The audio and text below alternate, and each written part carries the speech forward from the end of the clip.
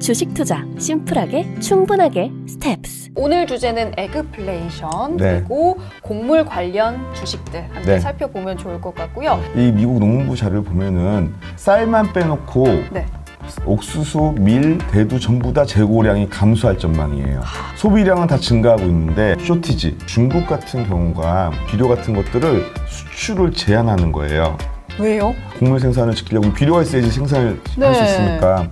이 와중에도 우리 투자자들은 어떤 투자 기회를 또 찾을 수 있을까?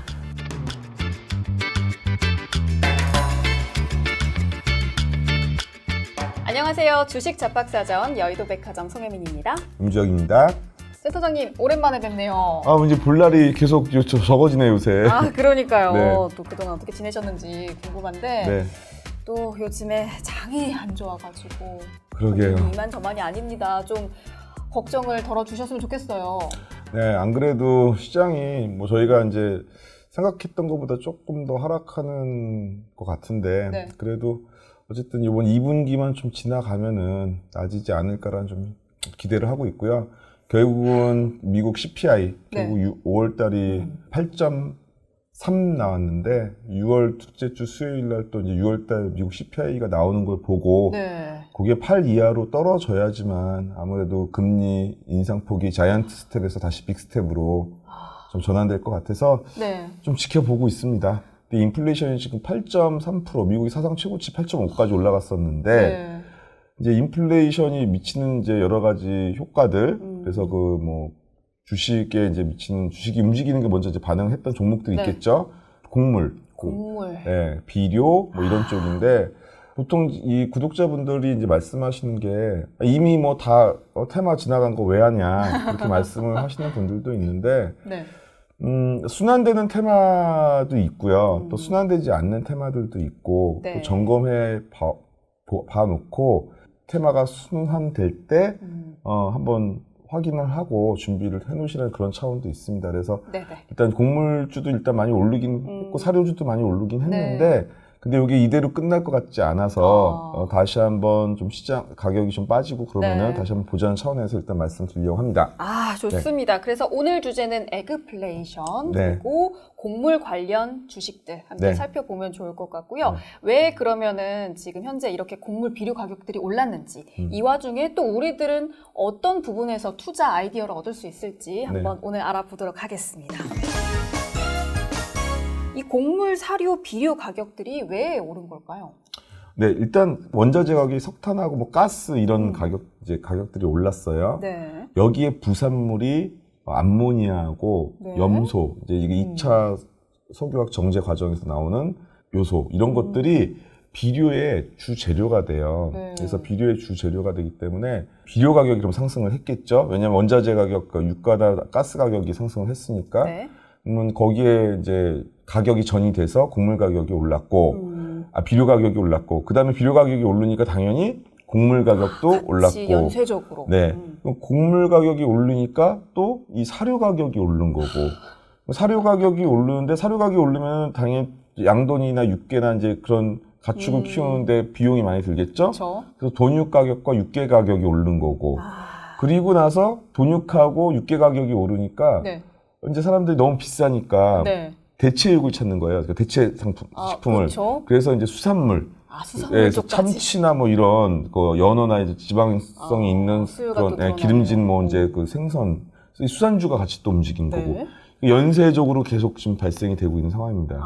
이렇게 연쇄적으로 한 단계씩 전체적으로 이렇게 상승을 이끌 수밖에 없는 그런 상황인 것 같아요. 그래서 이제 그 에그플레이션 아까 말씀하셨잖아요. 근데 에그플레이션이 농업과 인플레이션의 합성어예요. 그래서 에그플레이션은 이제 농산물 가격 급등으로 물가가 상승하는 걸 얘기하는 건데 방금 전에 말씀드렸던 그런 이제 시발점이 되는 부분들이죠. 근데 이런 게 발생되는 게 꼭 이제 그 원자재 가격만 올라서 그런 거냐?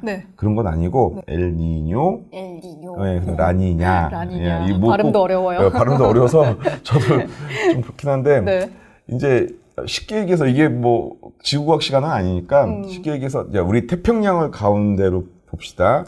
태평양을 이제 정 가운데 태평양이 있고 이쪽에 이제 오른쪽에 중남미, 그러니까 미국하고 그다음에 중남미, 왼쪽에는 아시아, 네. 이렇게 지금 대륙이 이렇게 있는 거 그렇고 가운데 태평양이 있고. 네. 근데 이제 우리가 북극에 빙하가 녹잖아요. 네. 빙하가 녹으면은 차가운 거는 무게가 밀도가 높아서 밑으로 깔아앉죠. 그렇죠. 그래서 그게 해류를 타고 그 빙하의 찬물이 올라오는 부분이 페루 앞바다예요. 페루, 그러니까 남미 쪽. 차가운 게 밑으로 내려갔다가 이제 점점 다시 올라오는. 네, 페루 쪽에서. 네, 페루 앞바다에 플랑크톤이 많은 이유가 그 찬물과 따뜻한 물이 이렇게 겹쳐지는 그런 미생물들이 살기 좋은 환경이라서 거기 어획 자원도 좋고. 네. 그런데 중요한 건 이제 차가운 물이 올라오면서 위에 따뜻한 물을 식혀줘야 되거든요. 그렇죠.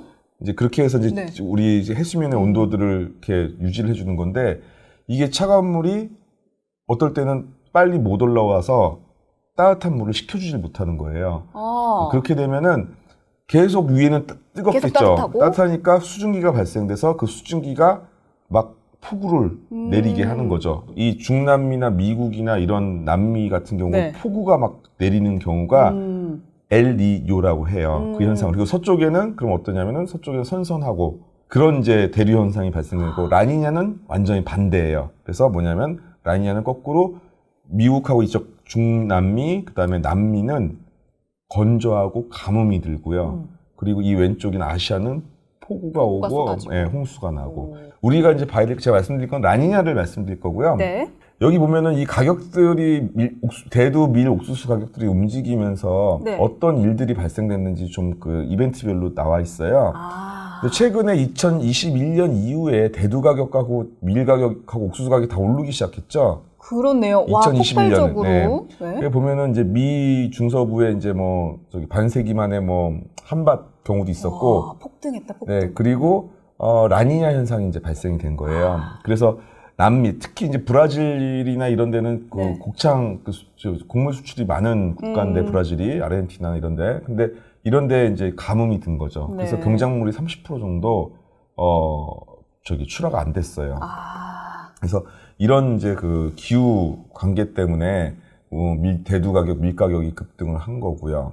최근에 곡물 가격이 밀 같은 경우 여기 이제 빨간색 선이 이제 2022년 가격이에요. 네. 그리고 파란색 선이 2021년 가격인데 2021년 12월 가격보다도 지금 더 많이 올라서 와. 거의 400에서 500까지 올라왔고 그다음에 네. 옥수수 같은 경우는 지금 거의 300 최고점 찍고 있고 옥수수도 와. 그리고 대두는 작년 5월 정도 수준까지는 다시 살짝 떨어지긴 했는데 네. 어쨌든 간에 계속 상승 추세에 있는 상황입니다. 그 USDA라고 이제 네. 2021년도하고 2022년도에 세계 곡물 수급 전망을 나온 레포트가 있어요. 네. 이 미국 농무부 자료를 보면은 결국은 쌀, 밀, 옥수수, 대두 있는데 네. 쌀만 빼놓고 네. 옥수수, 밀, 대두 전부 다 재고량이 감소할 전망이에요. 소비량은 다 증가하고 있는데 네, 재고량은 감소하고 있기 때문에 쌀을 빼놓은 나머지 곡물들은 전부 다 쇼티지, 쉽게 얘기해서 공급 부족이 예상된다라는 그런 전망이 나왔고요. 네. 그리고 이거 이외에도 아까 라니냐 얘기도 했지만은 중국 같은 경우가 자국에 네. 비료나 이제 일단은 곡물을 하려면 비료가 있을 텐데 비료 같은 것들을 수출을 제한하는 거예요. 왜요?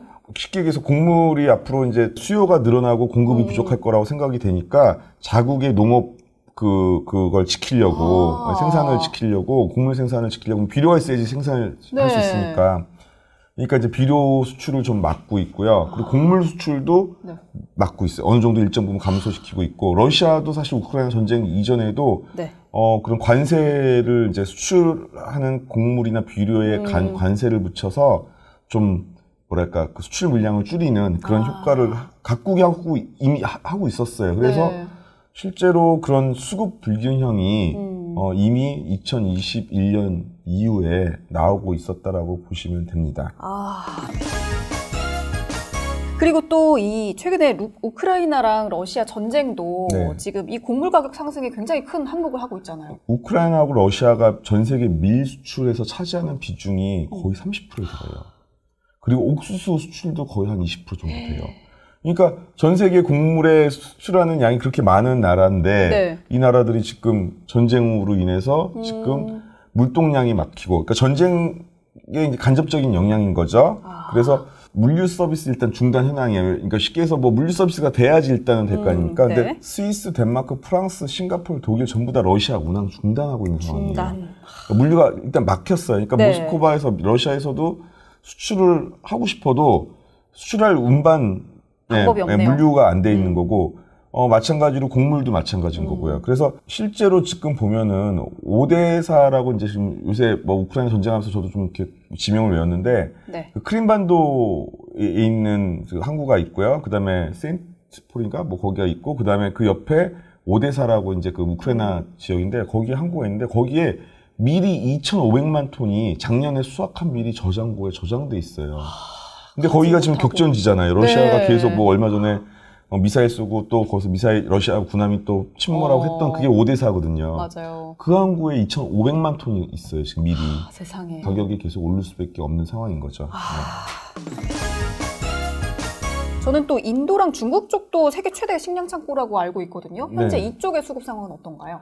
전 세계 일단 밀 생산 국가만 이제 먼저 보면은 왜냐하면 이제 밀을 많이 하는 건 우리는 쌀을 많이 먹지만 그래도 대부분의 이제 북반구에 위치한 나라들이 밀을 소비가 많이 하니까 이제 밀 기준으로 봤을 때 중국이 1위입니다. 2019년 기준으로 봤을 때는 이제 한 1억 3천만 톤 정도 되고 인도가 2위 1억 300만 톤, 러시아 아까 이제 제가 이게 러시아가 한 7,400만 톤. 그리고 이제 미국 있고 프랑스 있는데 거기 보면은 우크라이나가 7위죠. 그래서 2,800만 톤이 이렇게 있습니다. 그래서 그리고 또 아까 브라질이나 아르헨티나가 있는데 이제 중남미 아르헨티나가 한 1,940만 톤 정도 되고 있고요. 그래서 인도 같은 경우가 1억 300만 톤을 생산하는데 인도가 밀 수출을 5월 13일인가요? 5월 13일 현지 시간으로 5월 13일 날 그 밀 수출 금지를 발표했습니다. 금지. 네. 이제 그러니까 결국은 인도도 이제 자국 보호 차원에서 자국의 그 곡물 보호 차원에서 그렇게 하는 거고 또 하나 최근에 좀 첨언하자면은 인도네시아에서 그 팜유를 수출했었거든요. 네. 인도네시아가 이제 팜유를 수출을 많이 하는 국가인데 인도네시아까지도 팜유 수출을 금지하겠다 그런 얘기까지 나왔어요. 그래서 뭐 이런 거죠. 저희 회사 앞에 그 꽈배기 일본에서 뭐 장인이 만든 꽈배기 집이 있어요. 맛집 있어요. 네. 그 꽈배기를 만들 때 그 식용유, 팜유를 쓰잖아요. 근데 그걸 이제 드럼통으로 이렇게 해서 판다고 하시더라고요. 근데 이제 가게 주인분한테 여쭤봤더니 작년 정도 이제 자기가 쓰는 그 깡통 하나가 한 4만 원 정도에 샀다고 하시더라고요. 네. 근데 최근에 가격이 한 7만 원에서 8만 원까지 거의 더블 이상 올랐다고. 네. 그래서 이제 뭐 옛날에는 좀 이렇게 기름을 계속 자주 바꿔서 튀겼는데 요새는 약간 거무잡잡할 때까지 좀 한 번씩 더 쓰셔야 네, 더 쓰셔야 된다는 그런 얘기까지 하시는 거 듣고선 이 지금 식용유, 팜유도 좀 문제가 있구나 그런 생각이 피부로 와닿네요. 네, 그렇습니다. 지금 당장 우리가 먹고 있는 거에서부터. 네네. 그래서 앞으로도 이렇게 계속 오를지. 네. 좀 센터장님은 어떻게 전망을 하세요? 밀 같은 경우는 이게 파종 시기가 되게 중요하더라고요. 그러니까 이제 왜냐하면 수급을 보려면은 항상 생산하고 이제 생산하고 완성된 사이클을 봐야 되는데 이제 농사 같은 경우는 이제 파종하는 시기와 수확하는 시기로 나눠서 봐야 되겠죠. 근데 밀은 밀은 항상 겨울에 그래서 10월에서 11월 정도에 파종을 하고요. 씨앗을 심고 수확은 보통 뭐 7월에서 8월 정도 수확을 합니다. 왜 봄에 안 하냐면은 이제 겨울밀이라고 해가지고 그 밀의 특성 때문에 그래요. 밀이 좀 북반구에 많이 있지 않습니까? 그쵸? 그러니까 딱딱한 한겨울에 땅이 딱딱해지는데 그 안에서 씨앗이 알게 모르게 활동을 하면서 그 토지를 계속 그 컨디션을 유지시켜 주기 위해서 밀을 겨울에 심는다고 하더라고요. 그래서 어쨌든 그럼 작년 겨울에 밀을 우크라이나는 심었겠죠. 다른 나라들도 마찬가지지만 심었겠죠. 수확은 이번 7월에서 8월에 해야 되는데 아시겠지만 지금 수확하려는 농기계 그리고 사실 수확을 하기 전에 뭐 병충해도 막으려면 농약도 뿌려줘야 되고 관리를 해줬어야 되는데 우크라이나나 러시아 같은 경우는 전쟁 때문에 관리를 못했어요. 그래서 수확하는데 좀 애로사항이 생겨서 수확량이 좀 줄 것 같고요. 또 하나는 수확할 수 있는 트랙터나 그 농기계가 지금 다 전쟁 상황에서 뭐 저번에도 뉴스에 나왔지만 뭐 러시아 탱크를 뭐 농기계 트랙터가 뭐 끌고 다닌다 뭐 이제 우크라이나 트랙터 끌고 다닌다라는 그런 좀 웃지 못할 해프닝도 있었지만 어쨌든 그런 것들이 정상적으로 돌아가지 않는 상황에서 곡물 생산량은 줄 수밖에 없다고 지금 생각을 하고 있고 네. 실제로 한 30%에서 한 35% 정도 줄지 않겠느냐. 밀만 그런 게 아니라 아까 얘기하는 뭐 대두나 옥수수, 특히 옥수수도 그 러시아하고 그다음 우크라이나 생산량이 꽤 많아요. 20% 네. 정도 된다고 했죠.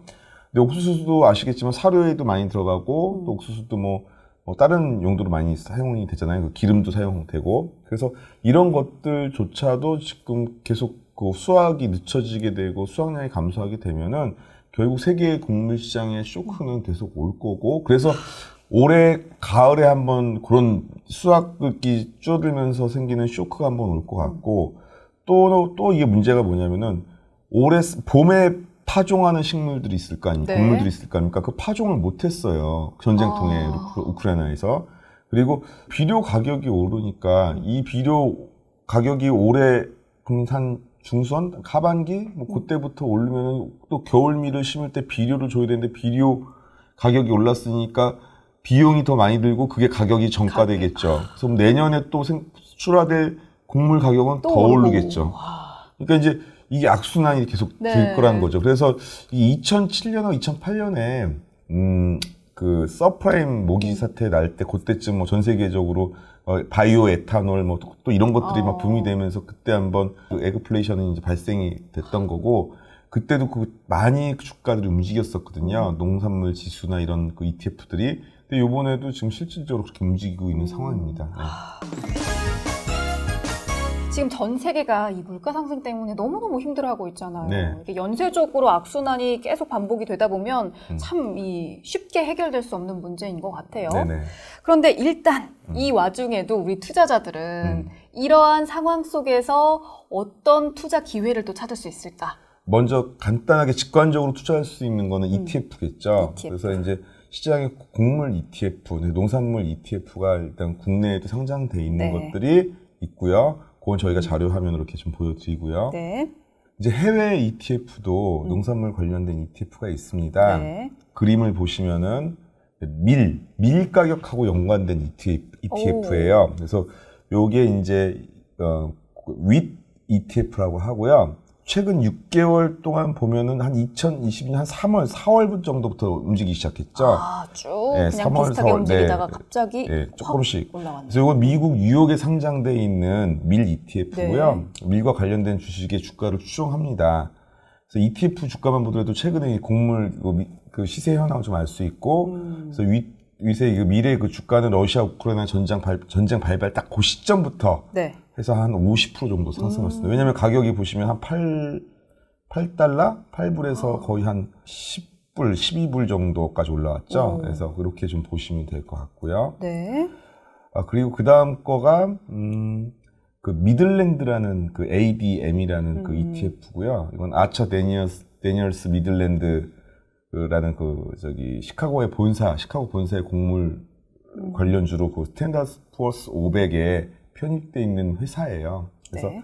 쉽게 해서 이제 그냥 개별 곡물 회사라고 보시면 되고요. 네. 이 최근 곡물 시세가 이제 급등했다나 얘도 같이 움직였는데 얘는 2021년 12월, 그러니까 아까 라니냐 현상에 대해서 좀 말씀을 드렸었죠. 네, 전 세계 곡물 가격들이 어쨌든 간에 꼭 우크라이나 전쟁이 아니라 그 전부터 이미 그 기후 변화 때문에 그냥 각국의 농산물 그 수출 제한 정책, 비료 수출 제한 정책 이런 것들 때문에 오르기 시작하고 있었습니다. 최근에 시세가 급등하고 있죠. 그리고 요번 이제 그 전쟁 나면서 더 오르는 경사가 더 급격하게 불을 질렀네요. 네, 상승하고 있는 상황이고요. 네. 그리고 세 번째는 이제 벙지, GB라는 그 ETF고요. 벙지는 그 미주리 체스필드에 이제 본사를 두고 있는 그 회사고요. 러셀 100 지수에 편입되어 있습니다. 세계 곡물 지수하고 연관된 ETF라고 보시면 되고, 네. 이것도 마찬가지로 작년, 이건 더 빨리 움직였었죠. 작년 한 10월부터 계속, 그러니까 결국은 아까 똑같은 얘기입니다. 그래서 어쨌든 지금 올랐다고 뭐 계속 오르려는 법은 없지만은, 한번 추세가 꺾였다 하더라도 다시 한번 순환매 될 수 있는 상황이니까, 네. 한번 보자라는 그런 차원에서 미국 ETF까지 소개를 드렸습니다. 흐름을 보니까 좀 비슷비슷해요. 네. 그런 사건이 터졌을 때 계속해서 쭉쭉쭉쭉 상승을 하는 모습을 보이는데 네. 앞으로도 이 곡물 가격 상승은 지속될 것으로 예상이 되니까 좀 눈여겨보시면 좋을 것 같습니다. 맞습니다. 네. 네. 또 이제 비료 관련주도 네. 어떤 것도 있을까요? 이 유라는 회사가 전 세계 칼륨, 그러니까 그런 용도로 사용할 때는 칼륨을 만드는 글로벌 1위 업체라는 거예요. 혼자 22% 차지하고 있어요. 어머머. 국가가 아니라 한 회사가. 회사 하나가. 이 라는 회사를 보면은 매출액도 늘고 비료 가격도 상승했고 그래서 사상 최대 사상 최대. 작년 1분기에 30억 벌었다니까요. 영업이익이. 근데 지금 480억 벌었다니까. 거의 이거 몇 배인가 몇 배. 네.